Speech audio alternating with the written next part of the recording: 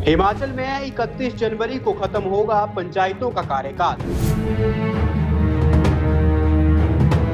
3577 पंचायतों में पहली बार नियुक्त होंगे प्रशासक। 1 फरवरी से पंचायत प्रतिनिधियों की शक्तियां हो जाएंगी समाप्त। पहली बार इतने बड़े स्तर पर लागू होगी व्यवस्था।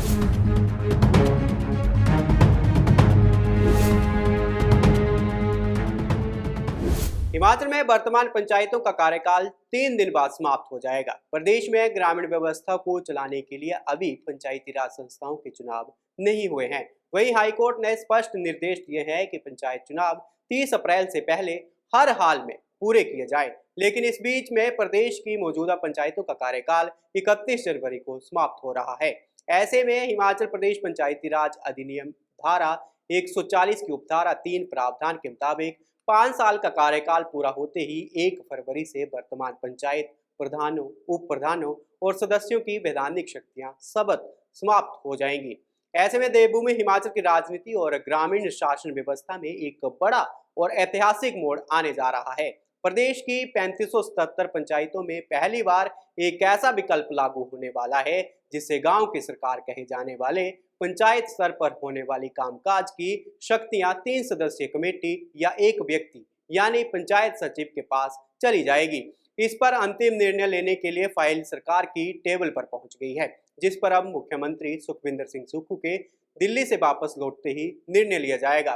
हिमाचल में 31 जनवरी को चुने हुए जनप्रतिनिधियों की शक्तियां समाप्त होते ही 1 फरवरी से प्रधानों की शक्तियां 3 सदस्यीय कमेटी या फिर पंचायत सचिव के पास चली जाएगी, जिसका नियमों में साफ हवाला है। ऐसे में हिमाचल प्रदेश पंचायती राज एक्ट 1994 जो 73वें संवैधानिक संशोधन के मुताबिक बनाया गया है, इसके लागू होने के बाद प्रदेश में पहली बार एक साथ 3577 पंचायतों की शक्तियां कमेटी या फिर सचिव के हाथों में जाने वाली हैं। हालांकि हिमाचल प्रदेश में पहले भी ऐसी स्थिति बन चुकी है। हिमाचल पंचायती राज विभाग के अतिरिक्त निदेशक केवल शर्मा के मुताबिक जब कोविड काल के दौरान लाहौल स्पीति जिले के लाहौल ब्लॉक और चंबा जिले के पांगी ब्लॉक में पंचायत चुनाव देरी से होने पर 3 सदस्यीय कमेटी का गठन किया गया था। 26 जून 2021 को जारी अधिसूचना के तहत हेडमास्टर की अध्यक्षता में कमेटी बनाई गई थी, जिसमें पंचायत सचिव को मेंबर सेक्रेटरी और ग्राम रोजगार सेवक को सदस्य नियुक्त किया गया था।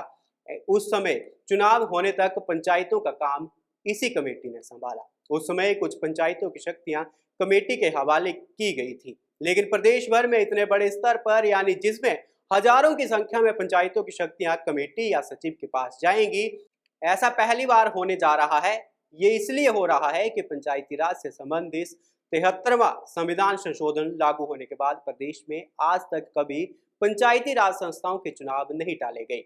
वही नियमों के अनुसार अगर पंचायत समिति की शक्तियां संबंधित ब्लॉक के बीडीओ को और जिला परिषद की शक्तियां डीपीओ या एडीसी को सौंपी जा सकती है, तो ऐसे में वर्तमान में प्रदेश में 3575 ग्राम पंचायतें, 52 पंचायत समितियां और 249 जिला परिषद वार्ड है। इन सभी संस्थाओं की प्रशासनिक निरंतरता बनाए रखना सरकार के लिए एक बड़ी जिम्मेदारी है।